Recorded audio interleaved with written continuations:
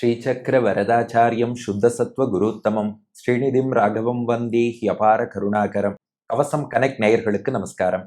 பெரியாழ்வார் திருமொழி 4ஆம் பத்து 7ஆம் திருமொழி 2ஆம் பாசுரத்தை அனுபவிக்க நாம் அப்படியே மானசீகமாக புறப்படுகிறோம். கங்கை கரையில் உள்ள தேவப்பிரயாகை புருடோத்தமன் இருக்கையாகிய கண்டம் என்னும் கடிநகர் திவ்ய தேசத்தை அடைகிறோம்.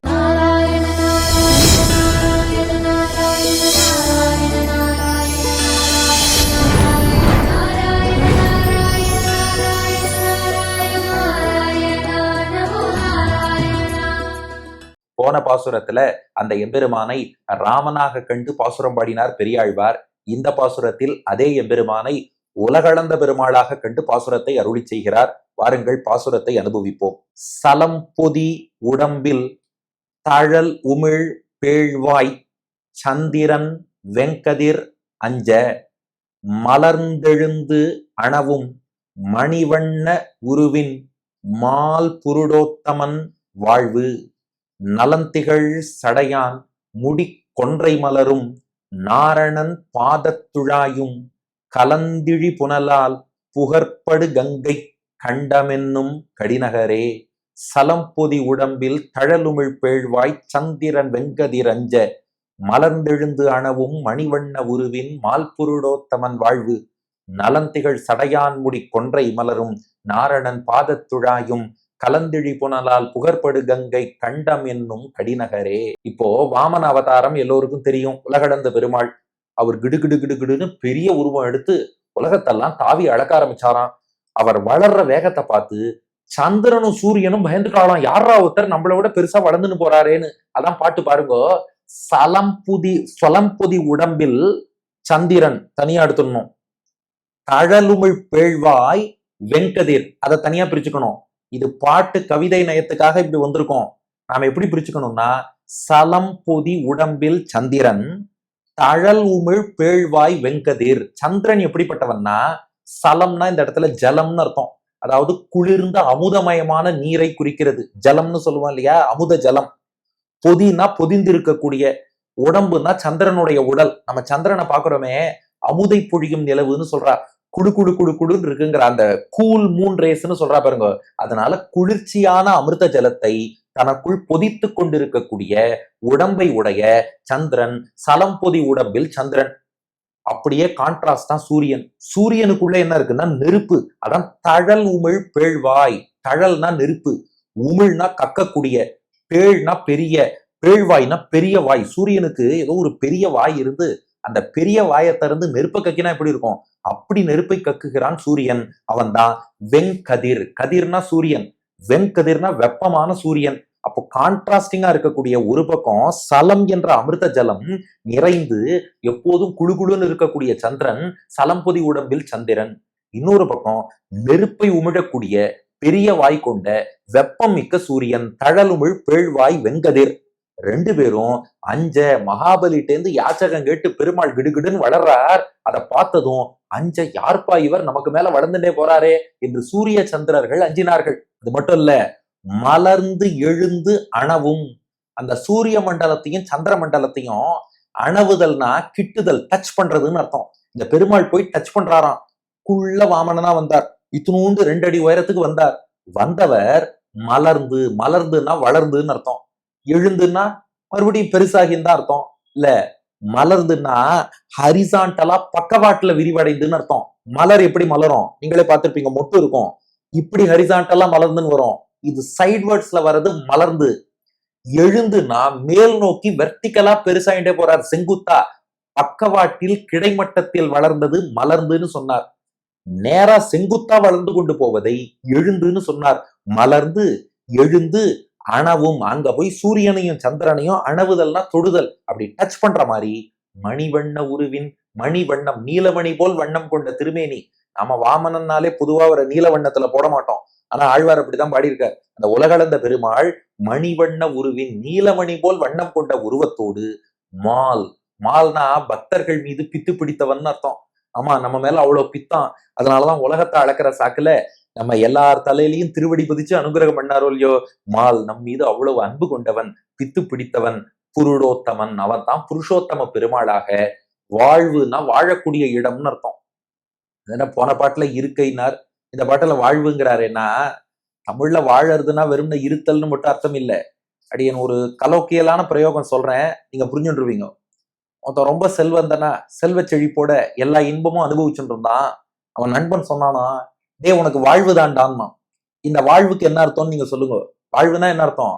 சந்தோஷமா, திருப்தியா, ஜாலியா அனுபவிச்சுட்டு இருக்கான்னு அர்த்தம். அது போல பெருமாளுக்கு என்ன ஆசைன்னா, நிறைய அடியார்கள் வரணும், எல்லாருக்கும் அனுகிரகம் பண்ணணும்னு நினைச்சார். அது உலகளந்த பெருமாள்னா அவதாரம் பண்ணிட்டு கிளம்பி போயிட்டார். நிரந்தரமா அனுகிரகம் பண்ண முடியலையே. இப்ப கண்டம் என்னும் கடிநகருக்கு வந்தார். கங்கையில் தீர்த்தமாட பக்தர்கள் வரா. கூடவே தேவப்பரையாகையில பெருமாளையும் சேவிக்கிறா. பக்தர்கள் வந்துட்டாளோ இல்லையோ, பெருமாளுக்கு வாழ்வுதான். அதான் புருடோத்தமன் வாழ்வு. எப்படி பாடியிருக்காரு பாருங்க பெரியாழ்வார். பெருமாளுக்கு வாழ்வுதான்ப்பா அங்க. அப்படி பக்தர்களோடு கூடி அனுபவிச்சுட்டு இருக்கார். ஆகையினால பாட்டின் முதல் பாதி, குளிர்ச்சி மிக்க சந்திரனும் வெப்பமிக்க சூரியனும் அஞ்சும்படி மலர்ந்து எழுந்து அவைகளை போய் தொட்ட மணிவண்ணம் கொண்ட புருடோத்தமன் பக்தர்கள் மீது பித்து கொண்டு வாழ்வை அனுபவிக்கும் இடம் எங்க இருக்கு? பாட்டின் அடுத்த பாதி, கங்கை கரையில. எப்பேற்பட்ட கங்கை? நலந்திகள் சடையான் முடி கொன்றை மலரும். பெருமாள் உலகத்தெல்லாம் அளக்கிறார். அவரோட திருவடி பிரம்மாவின் சத்தியலோகத்துக்கு போச்சு. அந்த திருவடிக்கு பிரம்மா தன்னுடைய கமண்டலு ஜலத்தால அபிஷேகம் திருமஞ்சனம் பண்றார். அந்த பெருமாளுடைய திருவடிப்பட்ட ஜலம் தான் கங்கையாக பூமிக்கு வருது. ஆக பெருமாளுடைய ஸ்ரீபாத தீர்த்தம், அத மரியாதையா தலை மேல சுமக்கணும்னு சிவபெருமான் சட மேல சுமந்தாரா? இப்ப அப்படியே பாட்டுல கொண்டு வர்றார் பெரியாழ்வார். நலந்திகள் சடையான். சடையான்னா ஜடை உடையவன், ஜடாமுடி கொண்ட சிவபெருமான் அர்த்தம். அந்த ஜடை என்னாச்சான்? நலம் திகழ், நன்மை. நலம்னா நன்மை, நலம் திகழ்னா நன்மை திகழ்கிறது. அதுல என்ன காரணம்னா, பெருமாளோட ஸ்ரீபாத தீர்த்தத்தை வாங்கிட்டாரோ இல்லையோ, அதனால சடையாக இருந்தது நலம் திகழ் சடையாக ஆகிவிட்டது. இப்ப அடுத்தது வேற ஏதாவது கான்ட்ரோவர்சி அப்படி இப்படி போயிட வேண்டாம். நம்ம பாட்டுக்கு அர்த்தம் சொல்லத்தான் வந்திருக்கோம். மணவாள மாமுனிகள் வியாக்கியானத்துல என்ன அர்த்தம் காட்டியிருக்காரோ, இதிகாச புராணங்கள்ல ரிஷிகள் என்ன சொல்லியிருக்காளோ அதை பிரமாணத்தோடு சொல்றோம். இதை வேற ஏதாவது அவுட் ஆஃப் கான்டெக்ட் இன்டர்பிரிட்டேஷன் பண்ணி வேற எங்கேயா போயிட வேண்டாம். ஏன்னா ஒரு நல்ல விஷயத்த அனுபவிக்கணும். ஆழ்வார் பாசுரத்துல உள்ள பொருள் என்னன்னு கொஞ்சமாவது அவர்களால் புரிஞ்சுக்கணும்னு வந்திருக்கோம். அதனால மற்ற இன்டர்பிரிட்டேஷன்ஸ்க்கோ கான்ட்ரோவர்சிஸ்க்கோ கமெண்ட் வார்ஸ்க்கோ நாம இடம் கொடுக்க வேண்டாம். சடையாக இருந்தது நலந்திகள் சடையா மாறிடுதான். எதனாலன்னா, அந்த பெருமாளோட ஸ்ரீபாத தீர்த்தத்தை வாங்கிட்டாரோ இல்லையோ, அதனால நலம் திகழ், நன்மை திகழக்கூடிய சடையான், சடையை உடையவராக ஆனார் சிவபெருமான். அந்த சடையானுடைய முடி, அவர் தலைக்கு மேல, முடினா தலை, கொன்றை மலரும். அவர் ஒரு கொன்றை மலர் வச்சிருக்கார். இப்ப அவர் தலை மேல என்ன மலர் இருந்தா என்ன? நல்லா கவனிங்க பாட்ட. பெருமாளுடைய ஸ்ரீபாத தீர்த்தம் கங்கையை தலைமேல் வாங்கியதாலே நலந்திகள் சடையை கொண்ட சிவபெருமான் முடிமேலே கொன்றை மலரும், ஒரு கொன்றை பூ வச்சிருக்கார். கொன்றை பூ பொதுவா பொன் வண்ணம், சிவப்பு வண்ணத்துல இருக்கும். நாரணன் பாதத்துழாயும், இந்த கங்கை பெருமாள் திருவடியிலேருந்து வந்ததே, அந்த நாரணன் நாராயணன் பாத திருவடியில துழாயும் பச்சை கலர் துளசி மாலை அணிஞ்சுட்டு இருக்கார். சிவன் தலையில சிவப்பு கலர் கொன்றை இருக்கு, நாராயணன் திருவடியில பச்சை கலர் துளசி இருக்கு. இப்ப கங்கா நதி வரதோ இல்லையோ, அது எப்படி வரனா, கலந்து இழி புனலால். கலந்துனா ரெண்டு வண்ணமும் கலந்துருத்தான். பெருமாள் திருவடி துளசி இருக்கு பாருங்க, அங்கேருந்துதான் கங்கை புறப்பட்டது. அதனால அந்த பச்சை நிறம் கங்கையில ஒட்டின்றதுதான். நேரா சிவபெருமான் தலையில வந்து விழுந்துதா, அங்க சிவப்பு வண்ண கொன்றை இருந்ததா, அந்த சிவப்பு வண்ணமும் ஒட்டின்றுதான். இப்போ கலந்து இழினா பெருகின்னு அர்த்தம். கலந்து இழி, கலந்து பெருகக்கூடிய புனலால், புனல்னா நீர்னு அர்த்தம். இப்போ சிவப்பு பச்சை ரெண்டும் சேர்ந்ததுன்னா அது ஒரு வித்தியாசமான காம்பினேஷனா இருக்கும் இல்லையா? பெருமாளுடைய துளசியின் பச்சையும் சிவனுடைய கொன்றையின் சிவப்பும் கங்கையில ஒன்று சேர்ந்து கலந்து இழி புனலால், பெருகி வரும் நீரால் புகற்படு கங்கை. புகர்னா ஒளி, தேஜஸ், பொலிவுன்னு அர்த்தம். புகற்படுனா ஒளி வீசக்கூடியன்னு அர்த்தம். புகற்படு கங்கை, ஒளி வீசும் கங்கை. அதான் இன்னைக்கும் கங்கையில பார்க்கலாம். கங்கா நதிங்கிறது வெளுப்பு தான், பொதுவா வெளுப்பான வண்ணம்னு தான் சொல்லுவா.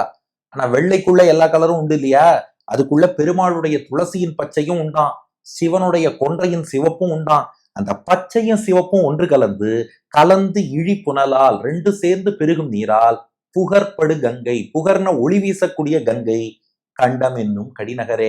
அந்த கங்கை கரையில் உள்ளதுதான் இந்த கண்டம்னு சொல்லக்கூடிய கடிநகர், சிறப்பான திவ்ய தேசம்ங்கிறது பாட்டின் பொருள். சலம் பொதி உடம்பில் தழல் உமிழ் பேழ்வாய் சந்திரன் வெங்கதிர் அஞ்ச மலர்ந்தெழுந்து அணவும் மணிவண்ண உருவின் மால் புருடோத்தமன் வாழ்வு. நலந்திகள் சடையான் முடி கொன்றை மலரும் நாரணன் பாதத்துழாயும் கலந்திழி புனலால் புகற்படு கங்கை கண்டமென்னும் கடிநகரே.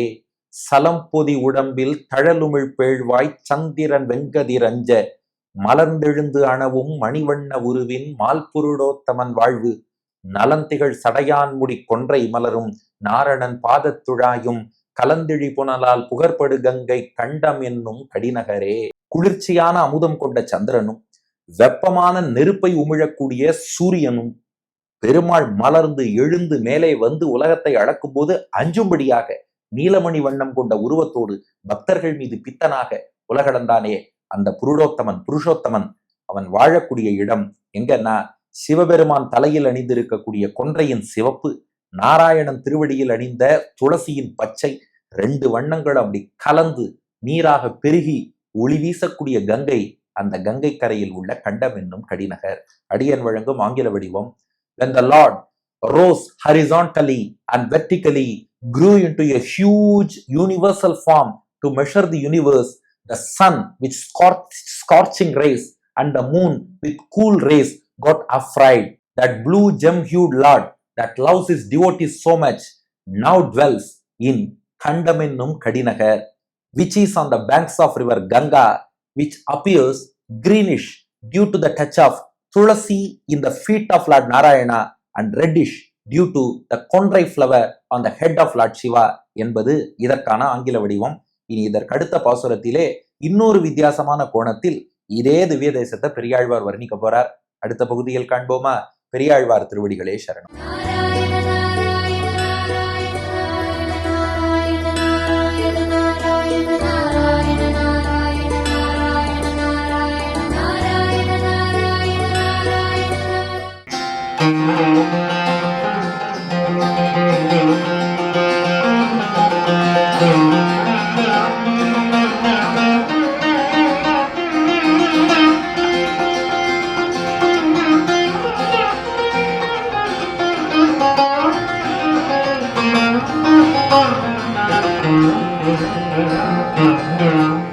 சலம்பொதி உடம்பின் தழலோமிழ் பேழ்வாய்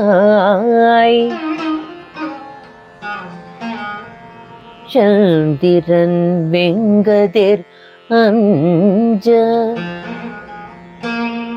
மலர்ந்து எழுங்கணவு மணிவண்ண உருவின் மால் புருடோத்தமன் வாழ்வு. நலம் திகழ் சடையான் முடிக்கொன்றை மலரும் நாரணன் பாத துழாயும்